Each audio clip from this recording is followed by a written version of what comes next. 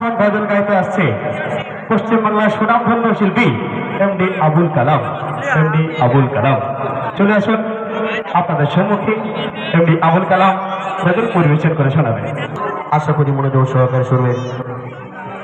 আল্লাহ পাক বলছেন, আমার পরে যদি কারো সিজদা করার অনুমতি দিতাম তাহলে আমি তোমার মায়ের কদমে সিজদা করতে বলতাম। মায়ের কত বড় সম্মান, মায়ের কত বড় মার্তবা, আর সেই মাকে আমরা ভালোবাসি না, সেই মাকে আমরা কদর করি না।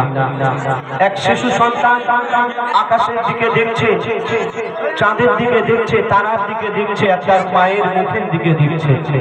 তার কাছে সেই চাঁদ তারার থেকেও মায়ের মুখটা বেশি সুন্দর মনে হচ্ছে। তো সেই সন্তান কি বলছে শুনুন।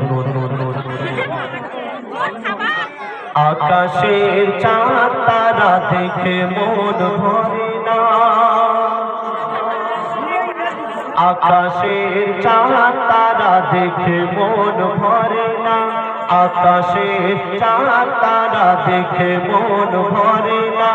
মাগো তুমি ছাড়া মোর, মাগো তুমি ছাড়া মোর কিছু ভালো লাগে না। আকাশের চাঁদ তারা দেখে মন ভরে না, আকাশের চাঁদ তারা দেখে মন ভরে না।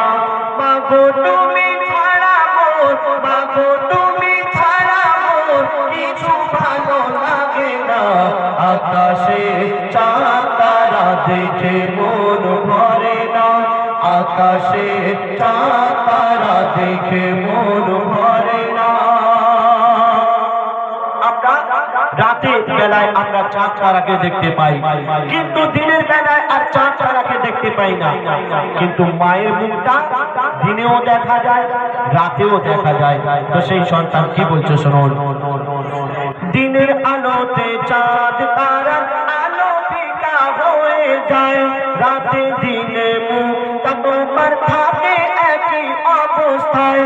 দিনের আলোতে চাঁদ তারার আলো ফিকা হয়ে যায়, রাতে দিনে মুখটা তোমার থাকে একই অবস্থায়। চাঁদ তারাতে মাগো চাঁদ তারাকে যত ডাকি, চাঁদ তারাকে যত ডাকি কাছে তবু আসে না।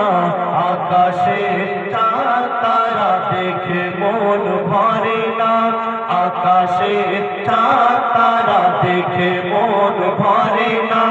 মাগো তুমি ছাড়া মোর, মাগো তুমি ছাড়া মোর কিছু ভালো লাগে না। আকাশে চাঁদ তারা দেখে মন ভরে না। আমরা মাঝে মাঝে এখানে ওখানে ঘুরতে যাই, ঘুরতে গিয়ে পাহাড় পর্বত সাগর নদী গাছপালা কত কি আমরা দেখি, এবং বিভিন্ন ধরনের পাখি তারা কিচির মিচির করে গান করে, কত না শুনতে ভালো লাগে। কিন্তু মা জননী সন্তানকে যখন বাবা বলে ডাকে, মা জননী সন্তানকে যখন বাচ্চা বলে ডাকে, এই সুরের সঙ্গে কারো সুর মেলে না। তো বলছে শুনুন। পাহাড় সাগর ঝর্ণা নদী আর দেখি ফুলের বাগান, পাহাড় সাগর ঝর্ণা নদী আর দেখি ফুলের বাগান। নানান রঙের নানান পাখি নানান সুরে গাইছে গান, পাহাড় সাগর ঝর্ণা নদী আর দেখি ফুলের বাগান।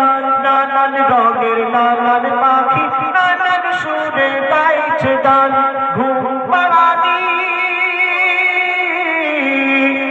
তোমার ঘুম পাড়ানি সুরের সাথে, ঘুম পাড়ানি সুরের সাথে সুরের কারো মেলে না।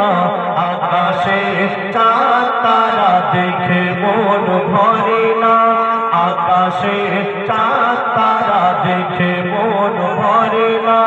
মাগো তুমি ছাড়া মোর, মাগো তুমি ছাড়া মোর কিছু ভালো লাগে না। আকাশে চাঁদ তারা দেখে মন ভরে না। এই জগতে যত আপন স্বজন সবাই ভালো খারাপ নয়, তোমার মতো কেউ কাছে থাকে না, বিপদ আপদে সব সময়। জগৎ যত আপন স্বজন সবাই ভালো খারাপ নয়, তোমার মতো কেউ কাছে থাকে না, বিপদ আপদে সব সময়। কবি ইয়াসিন বলে, কবি ইয়াসিন বলে মায়ের সমতুল, ইয়াসিন বলে মায়ের সমতুল কিছুই হতে পারে না। আকাশে চাঁদ তারা দেখে মন ভরে না, আকাশে চাঁদ তারা দেখে মন ভরে না। মাগো তুমি ছাড়া মোর, মাগো তুমি ছাড়া মোর কিছু ভালো লাগে না। আকাশে চাঁদ তারা দেখে মন ভরে না, আকাশে চাঁদ তারা দেখে মন ভরে না। শুনে শুনে শুনে শুনে এবার একটি ছোট্ট করে কোরআন শরীফ সম্পর্কে গজল পরিবেশন করে শোনাবো। আল্লাহ পাক আমাদের এই দুনিয়াতে পাঠিয়েছেন, এই দুনিয়াতে আসমানি কিতাব পাঠিয়েছেন কয়েকটি, তাওরাত, জাবুর, ইনজিল, কোরআন।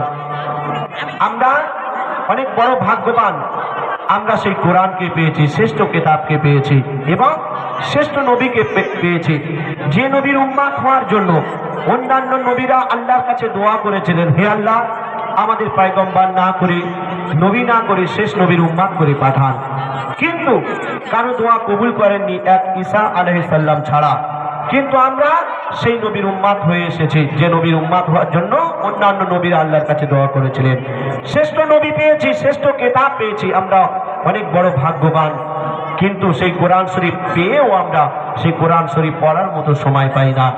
বিজ্ঞানীরা এই কোরআন শরীফের সন্ধান করে তারা চাঁদে পৌঁছে গেছে, বিজ্ঞানীরা এই কোরআন শরীফে রিসার্চ করে তারা বিভিন্ন জিনিস তারা আবিষ্কার করছে, আর আমরা কোরআন শরীফ পেয়ে কি করছি, আলমারির উপরে তুলে রেখে দিয়েছি। তো কবি ছন্দের মাধ্যমে কি লিখছে শুনুন। রাখো রাখো মুমিন ভাই,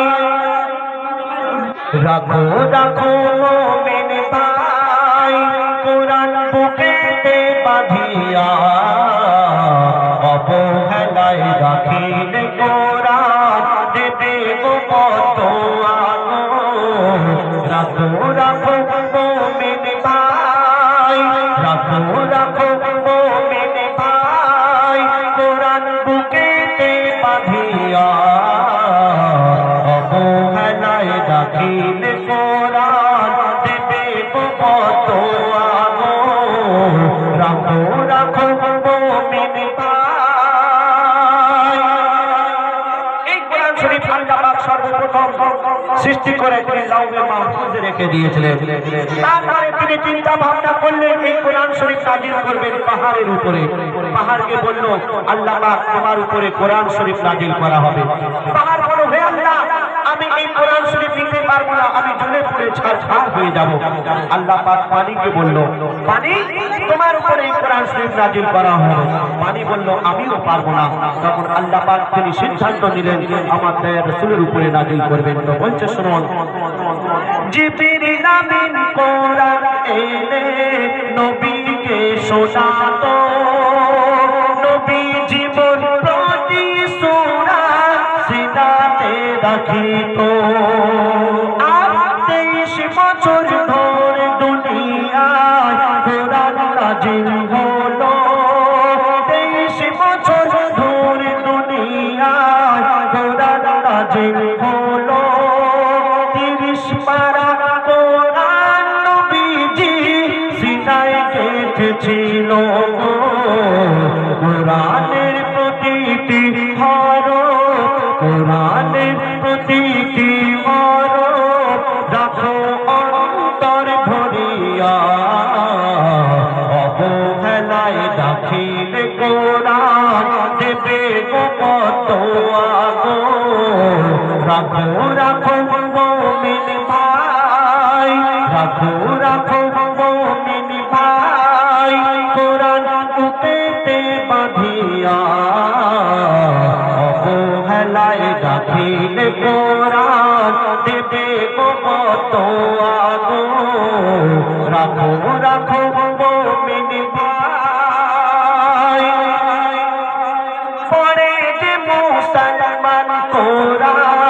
সে তো খোদার প্যারা যত্ন করে রাখিলে ঘরে আসবে ফেরেশতারা। আপনার ঘরে যদি আপনি কোরআন শরীফ রাখেন এবং প্রতিনিয়ত যদি পাঠ করেন, আল্লাহ পাক আপনার ঘরে রহমত দান করবেন, আপনার ঘরে ফেরেশতারা আসবে, আপনার ঘর ফেরেশতারা পাহারা দেবে। কিন্তু আপনি যদি কোরআন শরীফ না রেখে টিভি রাখেন, আপনার ঘরে ফেরেশতারা আসবে, শয়তান আসবে, আপনার ঘরে অশান্তিতে ভরে যাবে।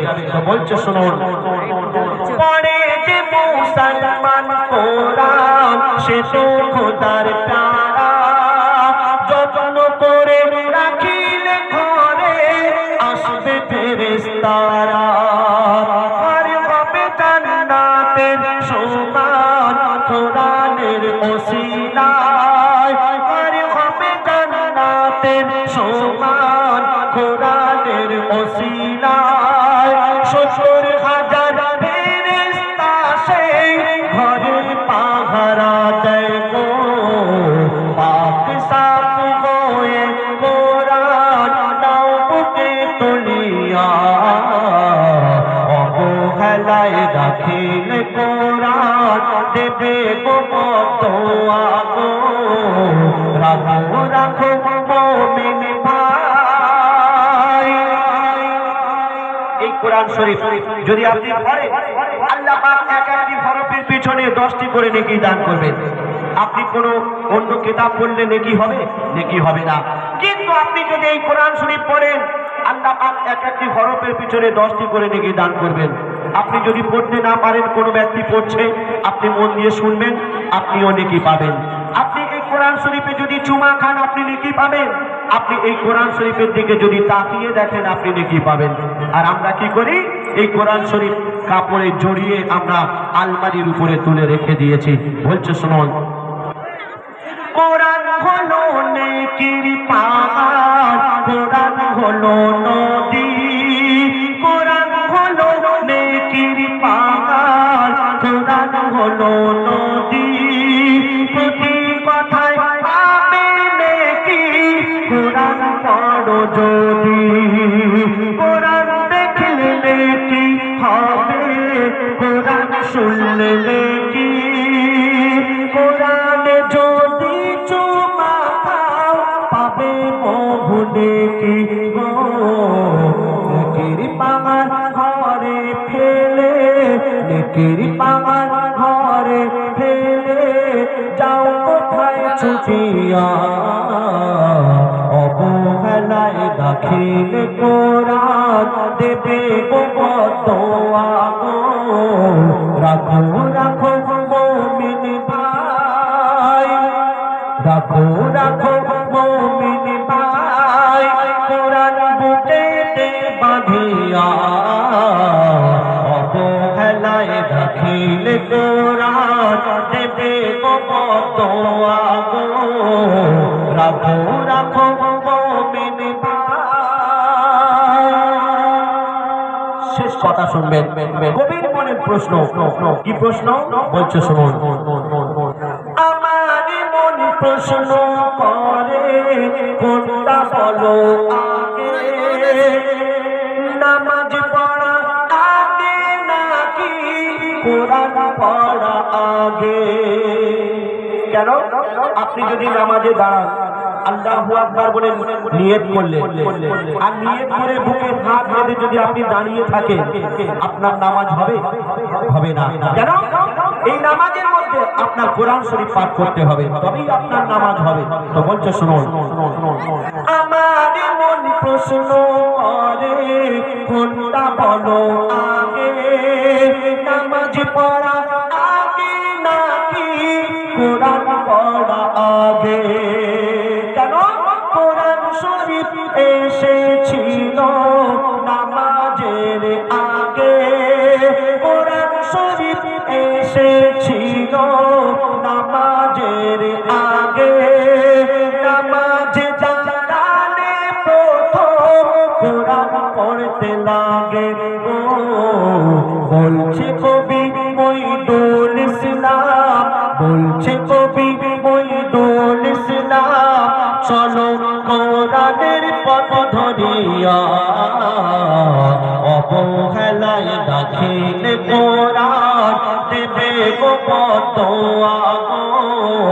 রাখো রাখো মুমিন ভাই, রাখো রাখো মুমিন ভাই, কোরআন বুকেতে বাঁধিয়া অবহেলায় দাখিল কোরআন দেবে গো বদোয়া গো।